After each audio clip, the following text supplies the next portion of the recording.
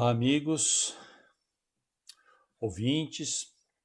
Eu me chamo Luiz Sartori, faço parte da equipe de formação permanente aqui da Paróquia São Pedro e nós vamos, nesse link, discutir e discorrer um pouquinho sobre o momento da Páscoa, né? Eu dividi em 3 momentos, a Páscoa dos Hebreus, Páscoa de Jesus e a Páscoa da Igreja, né?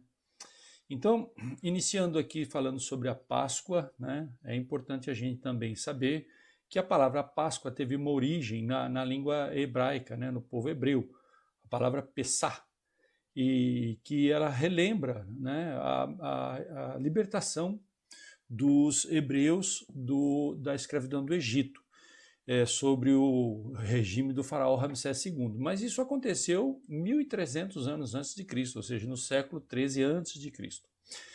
E ela é relembrada simbolizando a passagem do Mar Vermelho do povo hebreu liderado por Moisés, né?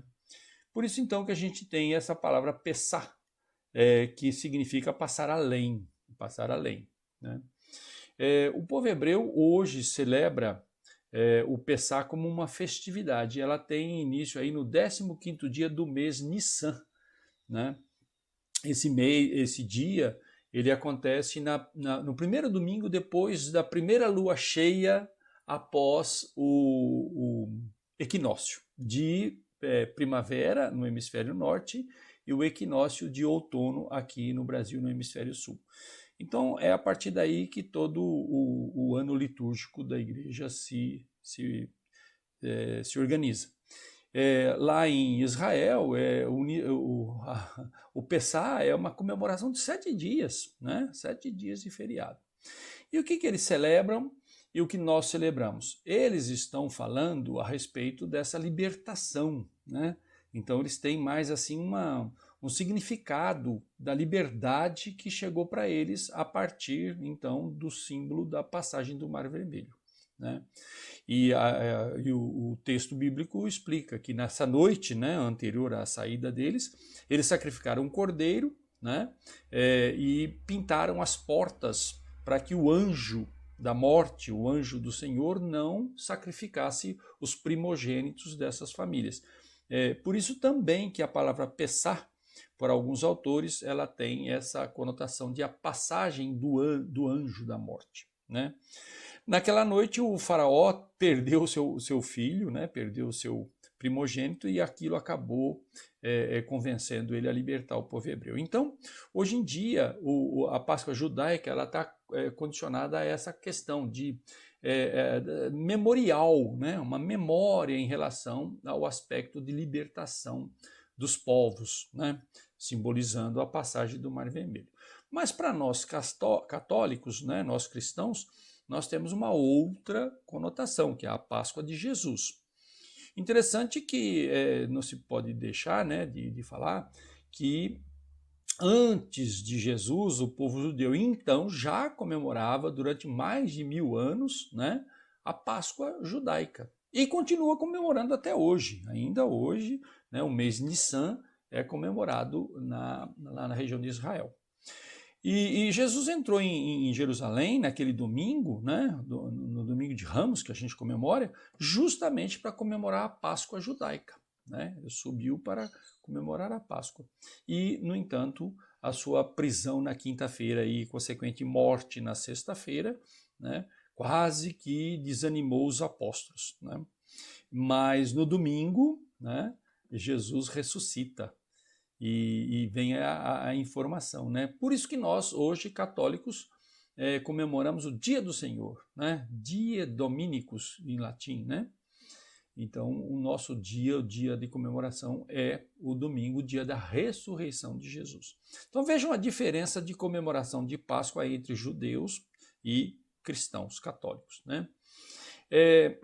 Para nós, o dia da ressurreição de Cristo é o elemento fundamental, né? Hoje em dia, infelizmente, existe uma redução muito grande em relação à comemoração da Páscoa, né? Ovo, chocolate, coelho, aquelas coisas todas, consumo, etc. Mas o cristão de verdade sabe que a Páscoa significa o ponto central da fé cristã, né? Em Lucas 24, 5 a 6, nós encontramos lá, né, o anjo falando, por que vocês estão, para as mulheres, né? Por que vocês procuram entre os mortos aquele que está vivo, né? Ele ressuscitou, né? Então a Páscoa significa o ponto central. Um pouquinho de história, né? Por que a gente comemora assim? No Concílio de Nicéia, no ano 325, já depois de Cristo agora, né?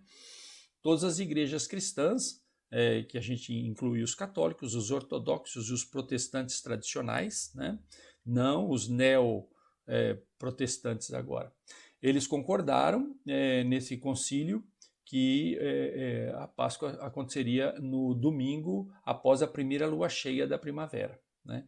E esses dias, quem prestou atenção deve ter observado realmente uma grande lua cheia que está iluminando as nossas noites aí, né?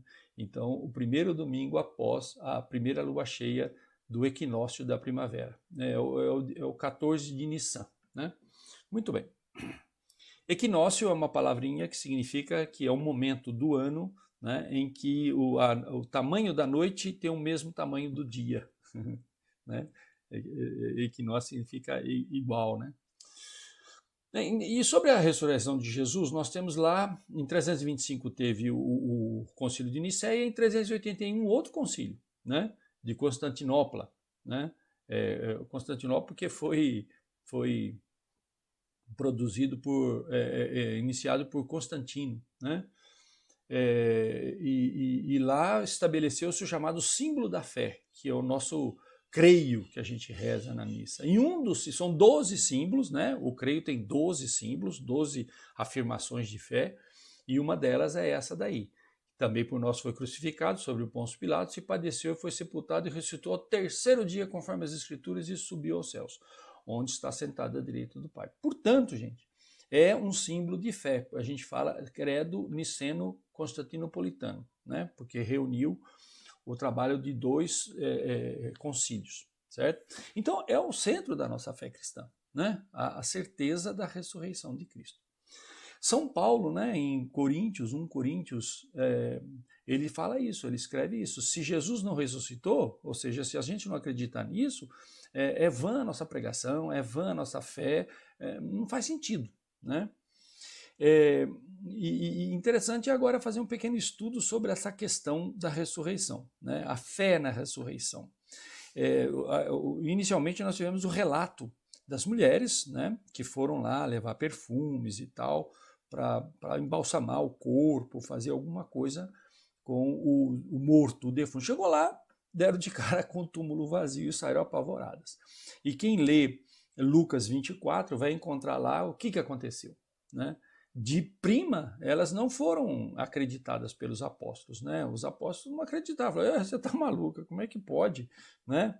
Vocês estão delirando, né? Tá lá em Lucas 24, né? Falaram que as mulheres estavam delirando. Daí o Pedro saiu correndo, e ele e o discípulo que Jesus amava, né? Que a gente acredita que seria o próprio João, chegaram correndo no túmulo e constataram realmente que ele estava vazio.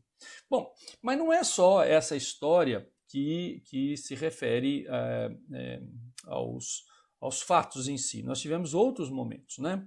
Por exemplo, a história dos discípulos de Emaús. Naquele mesmo dia, em Lucas 24 mesmo, a gente vê o relato de Jesus caminhando com essas pessoas. Por quê? A história da morte de Jesus comoveu, né? Foi um evento lá na época, né? E muita gente foi para a cidade para celebrar a Páscoa também, e depois comentando o que se passou, né? E se você pegar o texto de Lucas 24, você vai ver que os discípulos inicialmente não reconheceram o mestre, mas depois acabaram reconhecendo, né? Houveram outros aspectos também, né? A questão de não acreditar, né? A história do Tomé, né? Que queria ver o buraco na mão, etc. e tal. E o texto de Lucas escreve muito bem que, estando com as portas fechadas, ele apareceu no meio deles, ou seja, né? Não foi só o Emaús, não foi só o relato das mulheres, não foi só a visita do túmulo pelos apóstolos, né? São Pedro, em Atos 10, né, versículo 40 e 41, ele confirma que ele, né, Cristo, apareceu e nós comemos e bebemos junto com ele, né? Ou seja, ele estava vivo, né, a ponto de comer e beber, não era um espírito, um fantasma ou coisa assim, né?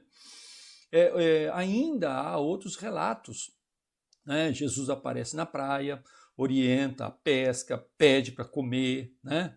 E nessa época, interessante, ele fala para Pedro, né? Pedro, né, apacenta as minhas ovelhas. Ele fala 3 vezes para Pedro, né? Então, são momentos interessantes da prova da ressurreição de Cristo, né? E existem outros, que no momento aqui, um podcast curtinho, né? Mas um bom estudo sobre essas histórias ajuda a gente a ter certeza que realmente Jesus ressuscitou. Outro aspecto que a gente tem que falar é a respeito do exército romano. Por que eles não apresentaram? Por que eles não foram atrás? Porque eles não acharam, né? Seria muito interessante se eles tivessem achado o corpo. Vocês estão falando mentira aí, ó. Tá aqui, não ressuscitou nada. Mas não, isso não aconteceu. Então, vários pontos teológicos descritos na Bíblia certificam, né, tanto a partir das profecias relativas à morte, como também a ressurreição, né? E os fatos narrados tanto nos evangelhos como no Atos dos apóstolos, né? Então nós temos, pessoal, de crer nessa fé e divulgar essa fé e viver essa fé, né, da ressurreição de Jesus, né? E para isso nós precisamos entender alguns símbolos, porque às vezes a gente fica muito ligado ao símbolo e deixa de lado a essência da coisa, né? Símbolo é uma palavra que reúne, né? Quando você faz uma separação, você faz uma diálise, né? Em biologia tem isso, você faz a separação diálise, né? E o símbolo não, o símbolo junta. Então, quando a gente vê um símbolo, a gente tem que verificar o que ele significa. E vamos aqui falar rapidinho, né, sobre os símbolos da fé. O primeiro deles, o mais importante, eu considero muito importante, é o Círio Pascal. É uma luz, né, uma grande vela, a luz de Cristo. Esse círio ele é introduzido no sábado à noite, na cerimônia do fogo, né, na igreja, e ele vai ser usado durante todo aquele ano litúrgico, em todas as cerimônias, né, cerimônias assim ricas da igreja, né, nos batizados, no crisma, sempre que tiver uma cerimônia importante, o símbolo, o círio pascal é aceso e colocado ao lado do altar, né? O segundo símbolo, o cordeiro, né? Por que a gente fala, né? Porque lembram lá, os judeus, eles sacrificaram um cordeiro, né? E usaram aquele sangue para proteger, pintar a porta e se proteger da passagem do anjo da morte, né? Para nós cristãos, isso aí já é o nosso próprio Jesus Cristo, que se imolou, né?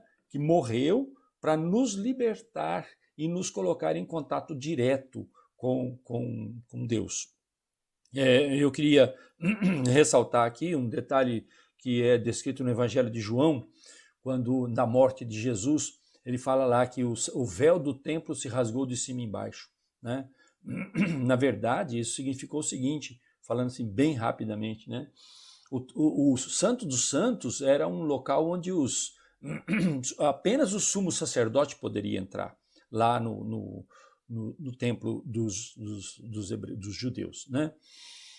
O sumo sacerdote que fazia as ablusões, que sacrificava o cordeiro, lá dentro onde ficava a Arca da Aliança, né?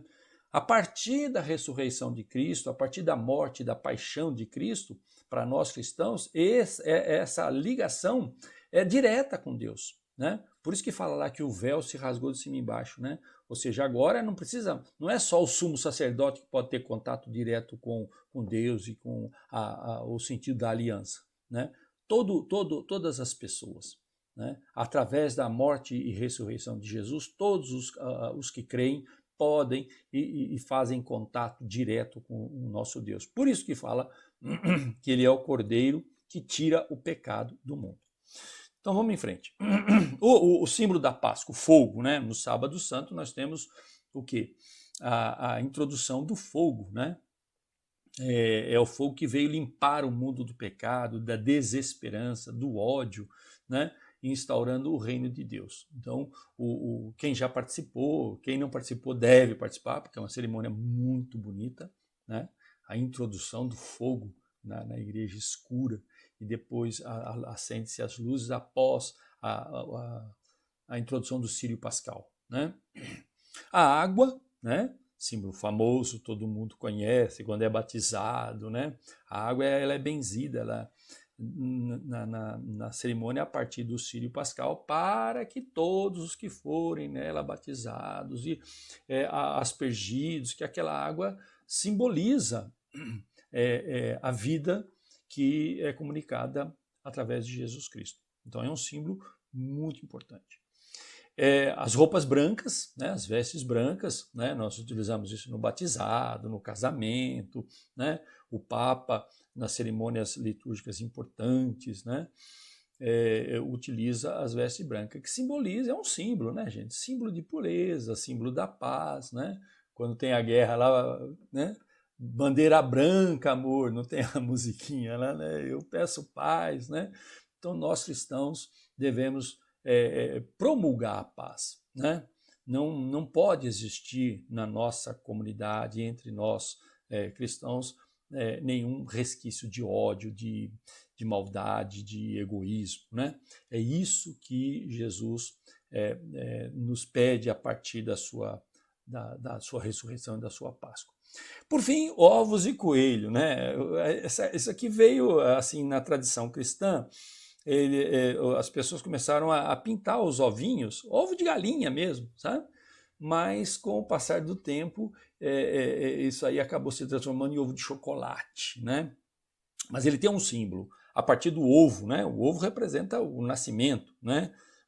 É a fertilidade. O coelhinho, ele tem essa representatividade por alta reprodução, né? Nós cristãos deveríamos ter essa fertilidade do coelho e espalhar essa ideia, né, de vida nova, de renascimento que a Páscoa nos dá, né? A partir da Páscoa temos que renascer para a esperança, né? A esperança de um mundo novo, de um mundo diferente, de um mundo proposto pelo nosso Deus, né? E apresentado assim de forma bem evidente por Jesus Cristo, né? Infelizmente, ou felizmente, não sei, o capitalismo ele estimula apenas o consumo de ovos de chocolate por conta do dinheiro. Mas nós cristãos precisamos ter um sentido mais forte sobre o sentido da Páscoa. Outros símbolos, né, óleos santos, né, que na quinta-feira é celebrada nas catedrais. Esse óleo representa e vai ser utilizado durante todas as cerimônias da igreja, né, ao longo do ano. É a força, né, a energia da transmissão. É utilizado lá no crisma, no batismo, na unção dos enfermos, etc. Né? Vinho, pão e vinho, nem é preciso falar muito, né, porque representa o quê? O alimento mais comum que existia na antiguidade, né, era pão e vinho, né? E simbolizam essa aliança de Deus para com a sua criatura, do Criador para com a sua criatura, né? Corpo e sangue de Cristo, certo? Concluindo, partindo já para um finalmente, né? É um tempo assim curto de oração. Eu lembro aqui uma palavra do Dom José Alberto Moura, arcebispo de Montes Claros. Ele tem umas palavras interessantes. Com a celebração da Páscoa, somos impulsionados, a exemplo dos apóstolos, a ser testemunha de tudo que Jesus fez, né? Segundo Atos 39. E testemunhar que Deus constituiu, né, Jesus Cristo, juiz dos vivos e dos mortos, né? Então nós cristãos devemos nos alegrar com a Páscoa e ressurgir para uma vida nova. É isso que a igreja nos pede hoje. Vale a pena celebrar a Páscoa de Jesus, que dá fundamento absoluto à nossa própria Páscoa, né? Viveremos como pessoas ressuscitadas para uma vida nova, ou seja, uma nova perspectiva que Jesus nos trouxe. Páscoa é alegria do futuro melhor. E o Papa Francisco, né, ele faz aí uma comparação muito interessante, porque nós estamos vivendo no mundo inteiro o drama do contágio do vírus, né, do Covid-19 aí. E ele faz uma analogia, né? Nessa Páscoa ressoa a voz da igreja. Cristo, minha esperança, ressuscitou. É isso, gente. É um contágio diferente, o Papa Francisco fala, que se transmite de coração a coração. Porque todo o coração humano aguarda uma boa nova, né? Que é o contágio da esperança. Então o Papa nos pede para que a gente continue, né, contaminando as pessoas, né, de esperança, de alegria, de fé, numa vida possível que Jesus nos promete através da aliança, né, que Deus fez com o seu povo, né? Então, pessoal, é isso aí. Espero que tenha sido esclarecedor. Foi rápido, né? Por conta do tempo. E até uma próxima.